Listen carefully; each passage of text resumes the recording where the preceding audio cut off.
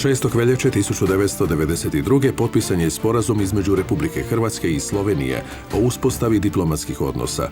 Iako su dvije države priznale jedna drugu nakon proglašenja samostalnosti, zbog kratkotrajnog rata u Sloveniji, a zatim velikosrpske agresije na Hrvatsku, te niza diplomatskih okolnosti, sve do početka sljedeće godine nisu uredile međudržavne odnose.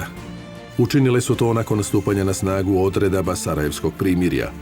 Uspostava diplomatskih odnosa obavljena je u zagrebačkoj vili Zagorje, gdje su sporazum o gospodarskoj i financijskoj suradnji potpisali premijeri Franjo Gregorić i Lojze Peterle, a ugovor o uspostavi diplomatskih odnosa ministri vanjskih poslova Zvonimir Šeparović i Dimitrij Rupel. Ovom povijesnom činu nazočili su mnogobrojni ministri, a izaslanstva su vodili predsjednici država Milan Kučan i Franjo Tuđman.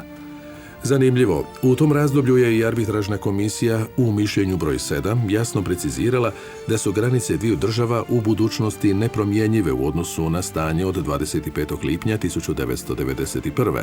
odnosno istodobnog proglašavanja samostalnosti Hrvatske i Slovenije.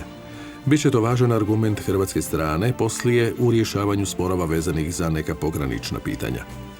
Iako su dvije prijateljske države pri uspostavi diplomatskih odnosa najavili brzo rješavanje svih međudržavnih pitanja, neka od njih ostala su neriješena sve do danas. Ipak, u vrijeme najveće opasnosti za Hrvatsku, pomoć prijateljske Slovenije imala je veliku važnost. Osim materijalne i diplomatske potpore, Slovenci su i neslužbenim putem itekako pomagali razvoju hrvatskih oružanih snaga. Uoči otvorene agresije, slovenski instruktori održavali su vojnu obuku u Sloveniji, ali i u Hrvatskoj. Također, mnogi slovenski državljani uključili su se u redove Zbora narodne garde i hrvatskih obrambenih snaga, a nemali broj njih položio je i život za obranu Hrvatske.